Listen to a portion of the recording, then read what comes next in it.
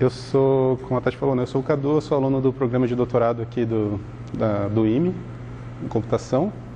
E parte da minha pesquisa, ela passa por AR, VR, que a gente chama de realidade aumentada e virtual. Então eu vou falar um pouco disso, mas vai ser uma palestra mais introdutória, assim, né? Porque foi o que o Renato me pediu. Então a gente não vai falar tanto assim de front-end, de desenvolvimento para AR e VR, até porque isso é uma verdadeira bagunça. Então, se tiver muito fácil para alguém, eu peço desculpas, mas a ideia é que a gente nivele um pouco mais por baixo para que quem nunca ouviu falar sobre isso, ou tem só uma ideia muito vaga sobre o assunto, consiga entender os conceitos e os problemas de design que estão envolvidos nisso aqui, que são os principais problemas hoje. Então, isso era para ser um vídeo. Não está rodando?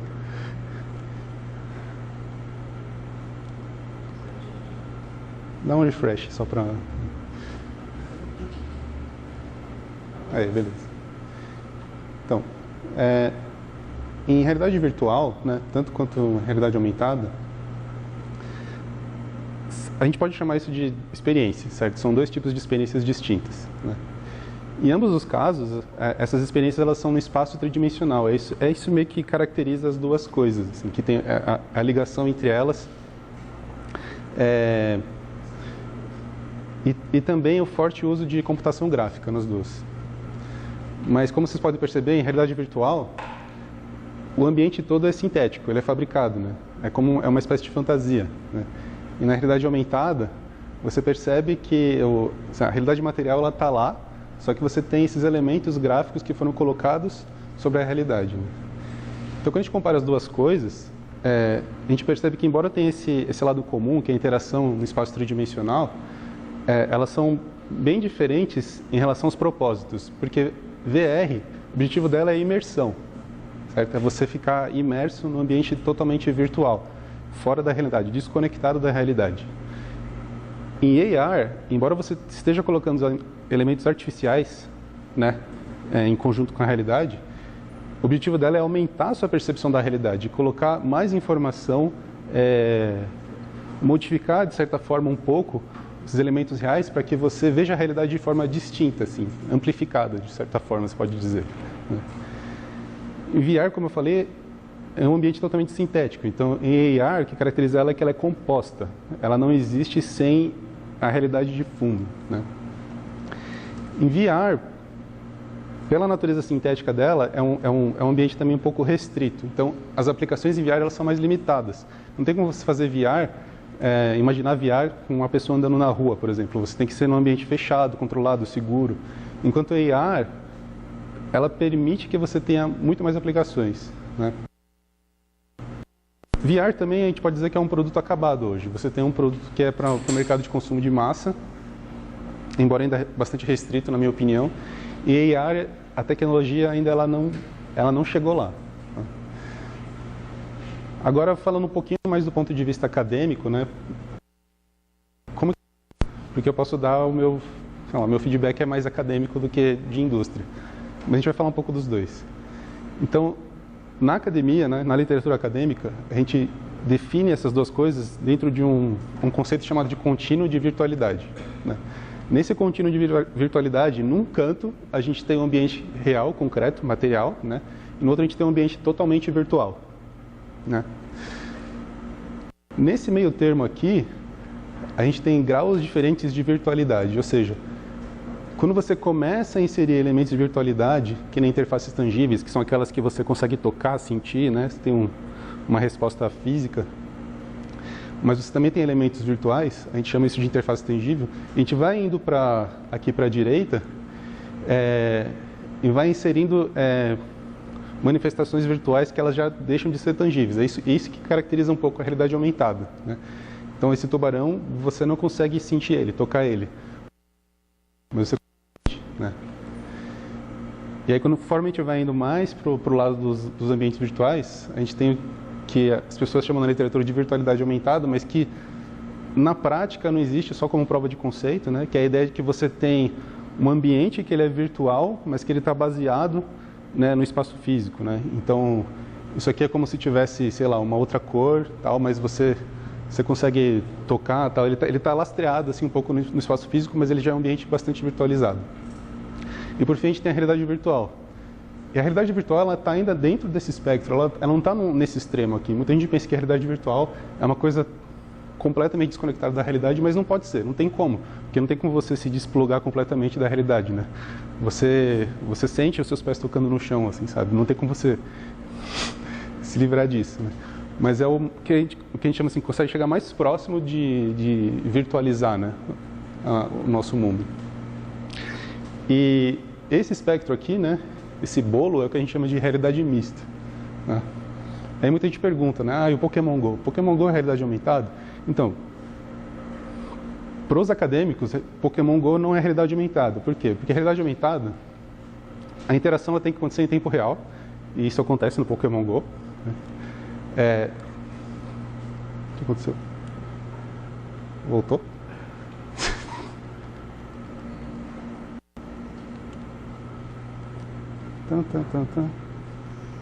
Calma. Certo. Então, tem elementos virtuais, né?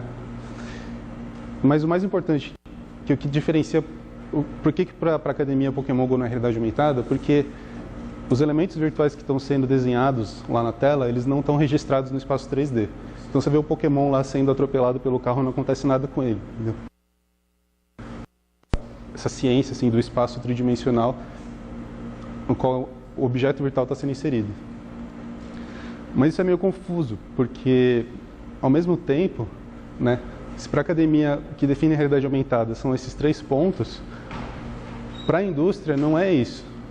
Então, para a indústria, você inserir um elemento de virtual dentro de colocar um overlay, né, virtual dentro de uma coisa real, isso já é o suficiente para você. Então, tecnicamente, Pokémon Go é realidade aumentada para a indústria, embora não seja para o meio acadêmico, né? Também, no meio acadêmico, a realidade virtual ela tem que ser completamente imersiva, né? Um ambiente totalmente sintético, fabricado por computação gráfica. Para a indústria, não necessariamente. Então, por exemplo, um vídeo 360, você tem o vídeo de uma cena assim, concreta, real. Você pode ser inserido dentro desse vídeo. Esse vídeo 360 não foi fabricado, entendeu? Mas tecnicamente não é, entendeu? E aí você tem a realidade mista, que nada mais é que um conceito guarda-chuva, né, que envolve realidade aumentada e virtual, mas que para a indústria agora eles estão usando isso quase como um sinônimo para o que na academia a gente chama de realidade aumentada. Então tudo isso gera uma grande confusão. Então, eu não sei se vocês já ouviram esses termos, principalmente a realidade mista, né, que está sendo usada com mais frequência agora, mas esse é um quadro assim, só para explicar essas diferenças, né? E na academia ainda tem uma coisa que torna isso mais difícil ainda, que é a ideia de realidade mediada, mas eu nem vou entrar nisso. Então, falando um pouco de casos de uso para realidade virtual, o caso mais bem acabado,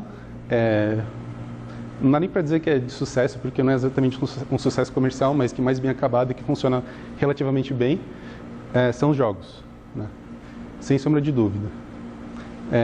Mas também tem alguns outros casos, né, que as pessoas lembram, assim, por exemplo, já foi usado, tem pesquisas, né, bem-sucedidas em uso de realidade virtual para tratar de terapias ou para fazer simulações, esse tipo de coisa.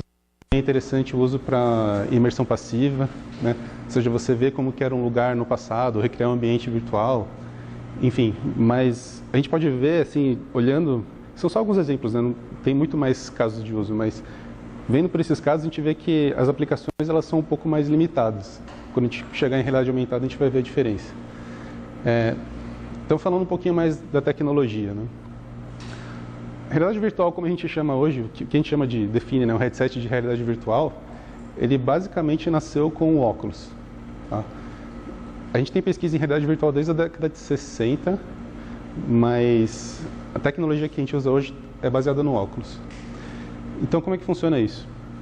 A ideia é você você fazer a pessoa acreditar que ela está num universo à parte, certo? Então, você tem que enganar os sentidos das pessoas, certo? Do usuário. Como é que a gente faz isso? A gente primeiro tem um field of view bem grande, né? Aqui a gente consegue ver, né, que a percepção ele é superior a 200 graus, só que a nossa percepção com profundidade ela está em torno lá de 114 graus. Todos os headsets de ponta hoje eles têm entre 100 a 110 graus, então eles conseguem dar uma boa ilusão assim de que você está imerso, né, com esse field of view. Também a gente tem o uso, né, de áudio binaural, né, 3D, porque você não pode simplesmente colocar um áudio processado que não tenha uma origem, uma localização, né, um ponto no espaço para que você consiga rastrear de onde está vindo aquele objeto que você está interagindo. Enfim. Outro ponto importante também é como você cria a percepção de profundidade, né, que as coisas têm profundidade. Porque só mostrar uma tela, né, que está com um field of view grande não é o suficiente, né? Então você precisa criar essa ilusão de profundidade. Você faz isso, né, mostrando duas imagens distintas com um ligeiro deslocamento, para você simular essa percepção de profundidade que a gente cria com a visão dupla.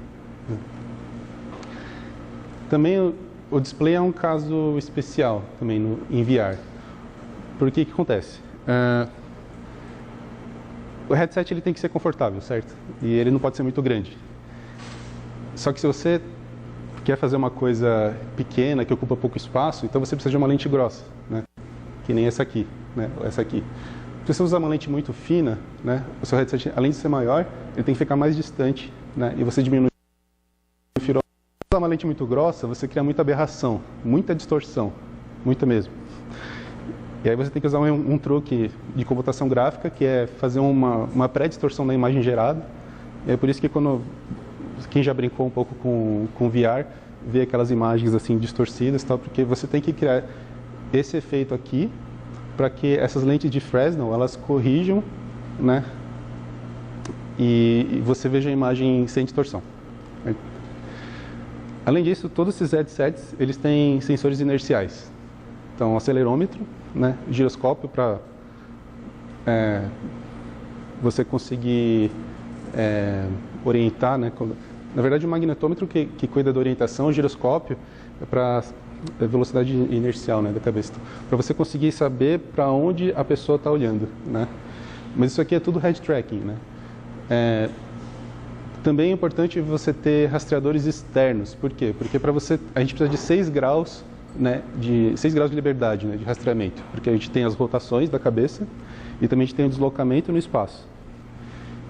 E para rastrear deslocamento no espaço, você precisa de rastreadores externos. No caso aqui a gente está vendo o Vive, né? O Vive ele usa essas câmeras que ficam posicionadas em pontos estratégicos no ambiente, e aí você tem os controles e o headset com sensores de laser para captar a luz estruturada que é jogada no ambiente, né? Todos eles são assim? Não, o óculos não é assim, por exemplo. A Microsoft, eu trouxe um headset da Microsoft e eles também não usam isso, eles usam visão computacional. Mas vamos para frente. E finalmente tem processamento gráfico, que é de que você precisa ter uma máquina muito parruda para você conseguir rodar VR, o que não é verdade. Isso é um mito, tem inclusive uma pesquisa recente acho que foi um grupo do MIT mostrando que processamento gráfico não é tão importante assim, o mais importante é a latência, tá? E a latência custa caro também, mas não é o ponto. Mas enfim, essas placas mais recentes da NVIDIA, mesmo da AMD, elas conseguem resolver o problema de latência com mais eficiência, né? Mas não é tão importante assim ter múltiplos cores, assim. O ponto é que não tem também como você ter uma placa de vídeo mais ou menos para rodar VR, porque, como eu tinha mostrado lá antes, né, você tem aquelas lentes e tal, a distorção. As lentes elas amplificam 4 vezes o tamanho da tela, então você precisa de uma tela com uma resolução maior. Uma tela com resolução maior precisa de uma placa de vídeo mais parruda, entendeu? Além disso, o Vive, por exemplo, você tem 2 telas, então você precisa rodar, você precisa gerar imagem distinta para 2 telas diferentes, entendeu? E aí essas telas têm que ter sincronização. Então é uma coisa meio complicada e que demanda um pouco, assim, né? Mas a engenharia evoluiu bastante nos últimos anos, então não é uma demanda tão absurda quanto era no começo. Então, em relação ao hardware, né, a gente tem hoje Tem 4 grandes players em VR para hardware assim, de ponta, que é a Valve, né, que ali é o HTC Vive, então um exemplo. Tem a Oculus, que é do Facebook. A gente tem a linha do Windows Mixed Reality, que é da Microsoft, que ela terceiriza a fabricação. E tem a Sony com o PSVR, né, que é o headset que tem a taxa de atualização mais rápida. Em mobile, a gente tem... Quem está há mais tempo nisso é a Google e a Samsung, né? Tem alguns outros casos, a Oculus também lançou agora um headset para uma linha móvel, assim, de mais baixo custo. Mas não é a mesma coisa, assim, tá? É um outro nível de experiência, assim. Se você quer experimentar realidade virtual de verdade, você tem que ir para a parte de high-end, assim. A parte móvel é mais para curiosidade, talvez. Assim. Desenvolvimento, né? Eu não vou falar de código, eu só vou falar que... Então, é um pouco bagunçado, porque de um lado a gente tem para high-end, as coisas estão mais ou menos bem definidas. As pessoas usam game engines, funciona bem, já tem suporte nativo, né? Mas para web VR, que seria o padrão que criaram alguns anos atrás para definir o que seria desenvolvimento front-end usando VR, é uma bagunça, tá? E para piorar, agora a gente tem o WebXR, né? Que seria um padrão que abrange não só VR, mas AR junto. Assim. Então o WebVR era um padrão já que as pessoas não estavam seguindo direito, né? Então cada um tinha um monte de framework diferente aqui, cada um fazia do seu jeito, né? Usando as mais diferentes bibliotecas. Várias dessas são baseadas em 3JS e tal, enfim.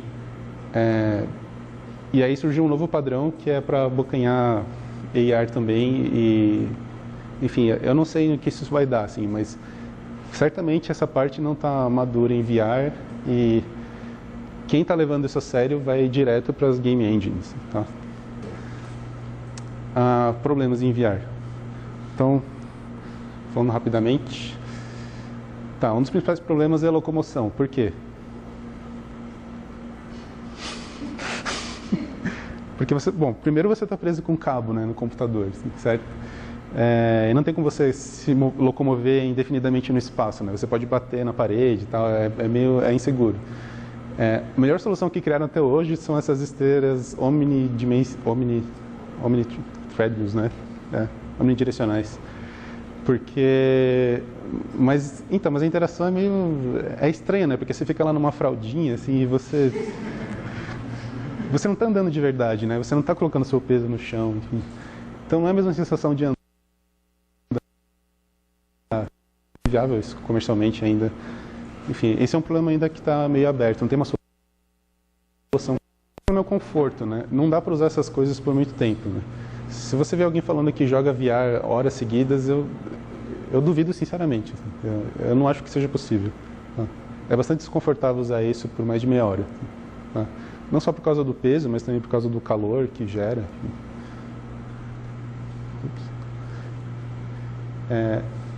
Um outro problema é a interação em 3D. Essa é uma das áreas que tem uma pesquisa forte em IHC, né? Interação humano-computador. Em VR, pesquisa quente, né? Porque não existe uma modalidade de interação muito bem definida. No começo, vocês já viram falar do... Tinha o Leap Motion, que rastreava as mãos e tal, vocês já viram falar disso? Então, no começo, muita gente comprava um headset, por exemplo, da Oculus, e colava um Leap Motion aqui na ponta, para você ficar usando as mãos para interagir, né, no ambiente 3D. As pessoas não estão mais usando isso, né? O rastreamento não é tão bom, e, na verdade, tem muito estudo mostrando que Foi interrompido? Usar as mãos não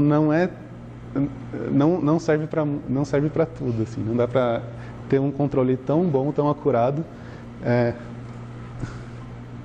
E aí?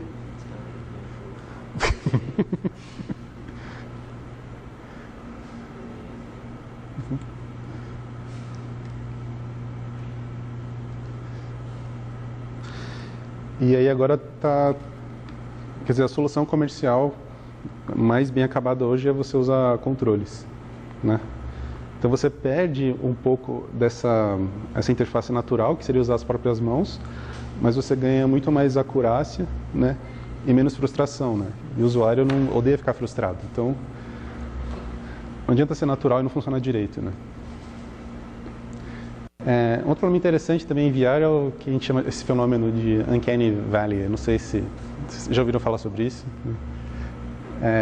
É um fenômeno bizarro que um cientista japonês ele percebeu que a partir de um certo ponto, conforme você tem um elemento assim que é virtual, né, ou que é abstrato, né, tipo um boneco, por exemplo, que não é ser humano. E conforme ele vai chegando mais próximo da aparência de um ser humano, tem uma área, uma região assim que ele fica muito parecido, mas não fica igual ao ser humano, que causa repulsa nas pessoas, né? E em computação gráfica, né? Porque a gente quer criar um ambiente que pareça... a gente quer um ambiente virtual, mas a gente não quer um ambiente virtual feio, né? A gente quer um ambiente virtual bem acabado, assim, com iluminação, né? Ray tracing, todas essas coisas. Só que a gente não consegue gerar uma coisa ainda completamente realista, em tempo real, e aí você cria essas figuras assim que causam uma certa repulsa, assim, né? Enfim, esse é um ponto de desconforto em usar VR há muito tempo, né? Quando você tem uma experiência mais realista. A gente tem o problema mais, acho que mais comentado, mais recorrente, né? Quando a gente fala de VR, que é a motion sickness, né? Ou VR sickness. Eu não tenho esse problema, sei lá, eu estou fora da curva, mas todo mundo que eu já emprestei o headset para usar um pouco, sei lá, 80% reage assim depois. Meu cunhado usou uma vez, ele ficou com, sei lá, 2 horas de dor de cabeça, assim, ele usou 15 minutos. Assim. Isso tem várias explicações dizendo por que isso acontece, né? Acho que a mais simples que é o conflito de sinais, né? Então você está lá, por exemplo, de pé aqui, num ambiente virtual, né? E você está recebendo, né, informações visuais de que, sei lá, você está numa montanha-russa. Só que na verdade seu corpo está parado, você não está sentindo vento, nada, né? Você não está em deslocamento, mas a sua visão está dizendo que você está em deslocamento. Aí isso cria enjoo, enfim. Mas tem outras explicações também, tem a latência, a taxa de atualização da tela, enfim. Isso é uma discussão à parte. Agora voltando para a realidade aumentada, né? A realidade aumentada, né, qualquer pessoa mais ou menos bem informada sobre essa área diria que a realidade aumentada é a aposta para o futuro, não o VR, né? Se você tivesse que apostar em um dos dois, né? E o motivo são as aplicações, né? Eu não vou entrar em uma por uma aqui, né, mas o ponto é que AR não bloqueia a sua visão, certo? Então você consegue estar o tempo todo em contato com a realidade. Isso faz com que AR tenha a possibilidade de te auxiliar em qualquer momento do seu dia a dia. Enquanto o VR é aquele momento que você tira, um momento separado do seu dia para, sei lá, entretenimento, certo? E AR possibilita você fazer muito mais do que entretenimento. O ponto é que a gente não tem, né, uma tecnologia que consiga ter um domínio do ambiente real ainda, né, para a gente ter esse tipo de experiência, né, de, sei lá, um assistente, ou, sei lá, informação aumentada sobre objetos que estão no seu espaço. Além disso, o custo tecnológico de AR é muito mais alto do que de VR, né? VR basicamente surgiu de tecnologias que foram desenvolvidas para celular, né, para smartphone, e AR é uma coisa que ainda é incipiente, né, tecnologia de ponta em AR. E a gente também tem problemas tecnológicos em aberto em AR que a gente não tem em VR, né? VR são problemas mais finos, assim, a gente está numa fase mais de fine-tuning.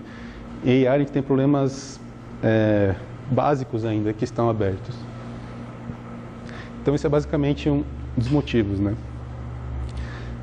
Algumas pessoas também estão falando da tal da AR Cloud. Não sei se já ouviram falar disso, mas talvez esse seria o grande case em favor de AR, né? Porque se você conseguir mapear todo o ambiente, né, e você conseguir rotular as coisas, tecnicamente isso possibilitaria que AR se tornasse viável como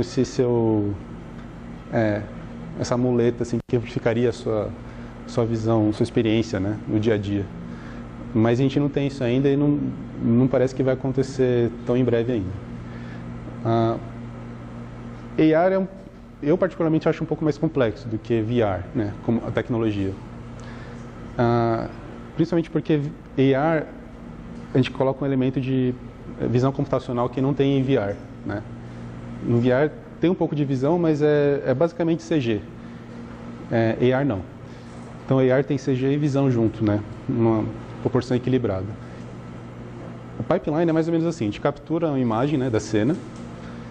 Hoje a gente extrai as features. Basicamente AR de ponta hoje ela é pelo menos binocular, né? Porque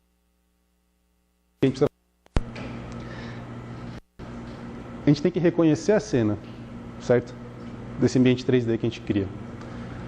Reconhecendo a cena, a gente pode colocar os elementos virtuais na tela que são compatíveis com aquela cena, né? Daí a gente aplica várias transformações lineares, tá? Transformações rígidas, para inserir os objetos na cena, usando a informação 3D da cena para que esses objetos sejam desenhados na tela, né, com as transformações adequadas, para criar essa ilusão de que ele está na cena, que ele tem profundidade, que existe oclusão, né? Se tem um objeto aqui real, né, e tem um virtual, se eu desenho ele aqui, né, e eu desenho ele aqui ele tem que ficar oculto, né? Essa parte aqui, ela tem que cobrir esse objeto, né? Então tem uma série de desafios que faz com que isso aqui seja um pouco mais complicado. Então o primeiro passo de AR é rastrear, né? No começo a gente usava marcadores, né, que nem esses assim, para conseguir posicionar o objeto, né, localizar. Depois a gente começou a usar características naturais. E hoje basicamente a gente usa SLAM, ou Structure from Motion, que basicamente a gente coleta features das imagens, né, e faz a reconstrução 3D do espaço, né. Outro ponto também é que para renderizar, né, como eu tinha falado, a gente tem que posicionar o objeto corretamente no espaço, tem que fazer sentido, né, naquele ambiente. Então a gente tem que 3 sistemas de coordenadas, né, que são a coordenada do mundo, a coordenada da câmera, a posição da câmera que está filmando, e a coordenada do próprio objeto virtual que você vai desenhar na cena. Tá, mas qual que é o centro de coordenada do mundo?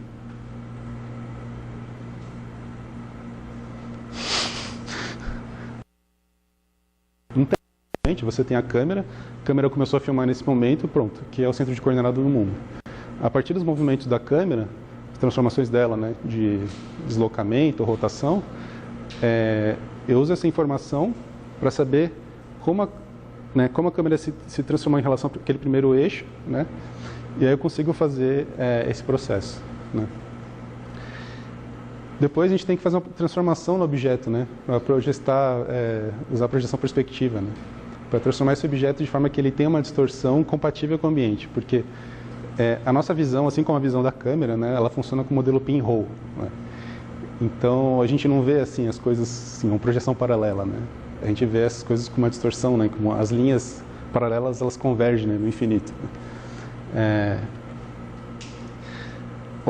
Uma outra questão importante também em AR é que a gente tem 2 tipos de tecnologia. Tem o que a gente chama de Optical See-Through e Video See-Through, né? Optical See-Through é aquela que é translúcida, né? O problema disso é que as imagens elas não são 100% sólidas. Então você sempre fica com aquela impressão de que os objetos virtuais eles têm uma transparência, assim, sabe? Porque o preto no Optical See-Through é basicamente não desenhar, né?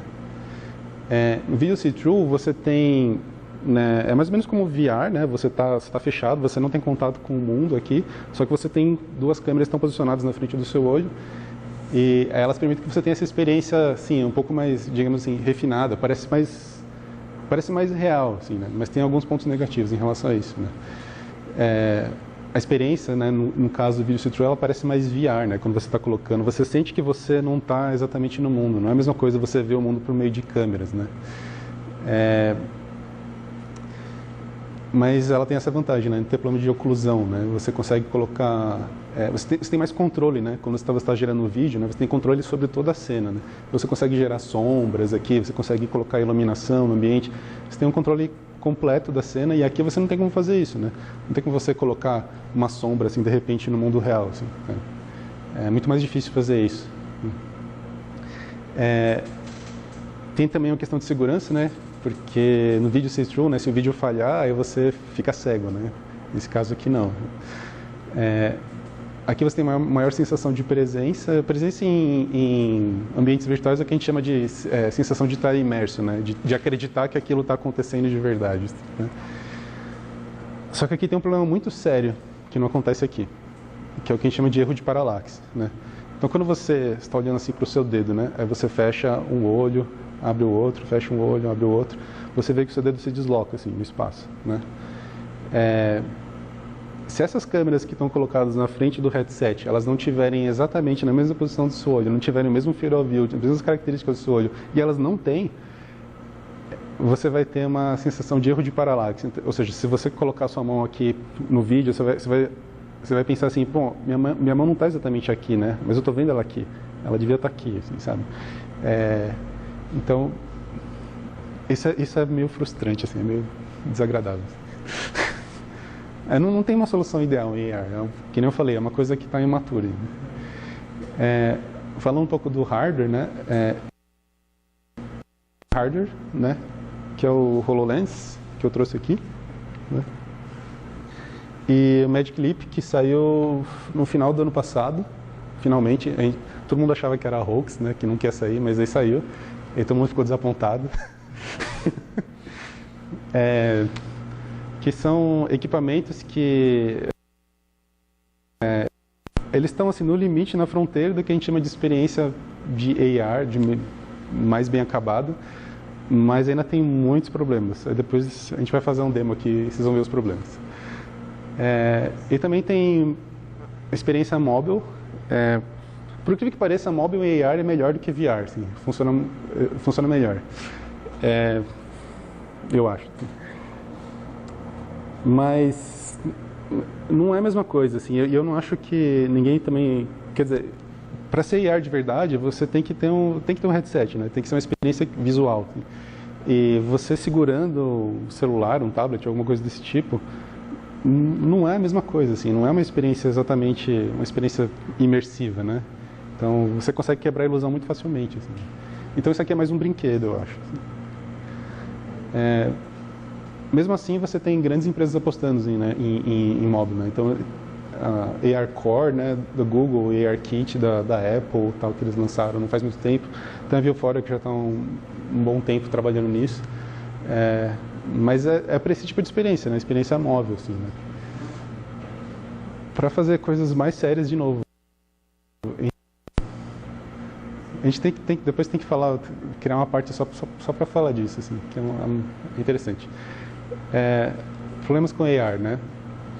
Um dos problemas é que a gente não tem consenso tecnológico. Como eu tinha falado, né, a gente não sabe se quer usar AR Optical See-Through, Video See-Through, se você usa assim ou se você usa uma coisa na cabeça. Né? Quer dizer, não está muito bem definido assim, o que é uma experiência de AR. Né? A interação também é outro problema, porque no caso as pessoas a ideia de você ter realidade aumentada é você poder usar isso em todo momento, em todo lugar, né? Então você não vai ficar carregando, sei lá, interagir com coisas virtuais, né? Então, VR tem que ser uma interação mais natural do que em VR, e tem que ser com as mãos, talvez, assim. Mas aí, como é que você faz certas tarefas, né? Não está muito claro se você usa gestos, se você usa uma interface virtual que você projeta, só que essa interface não tem feedback tátil, ou se você usa uma tela, que nem o seu celular e tal, mas aí você interage com a tela, você não está usando um headset, ou se você usa uma interface tangível, porque aí você consegue ter um feedback dela, só que aí você precisa ter um negócio físico, né? Não é virtual. Então, isso também, assim, tem uma grande discussão na literatura sobre isso. E também tem alguns aspectos, isso também em parte vale para VR, né? Mas em AR, principalmente, tem esses dois aspectos, né? Que é a privacidade e a aceitação. AR para funcionar, a gente precisa de câmera, certo? As pessoas não gostam de serem filmadas. Né? As pessoas não gostam de sentir que elas têm o espaço delas sendo invadido. Né? Então, pode ser que no futuro a gente concorde com isso. Quer dizer, existem câmeras de vigilância, assim, né? E as pessoas aceitam isso hoje. Não sei, talvez no futuro, mas hoje, quer dizer, como chama, o Google Glass, né, foi uma experiência bem mal sucedida, né, nesse caso. Tem também a questão de aceitação social, né? Eu não imagino ninguém usando um HoloLens na rua, assim, eu acho que vocês também não. Então, assim, se não tiver um device, um dispositivo que você um óculos, assim, sabe, uma coisa mais discreta, que não seja pesada, confortável, vai ser muito difícil isso aqui virar realidade, né? AR também, ela possibilita que você tenha uma experiência particular, né?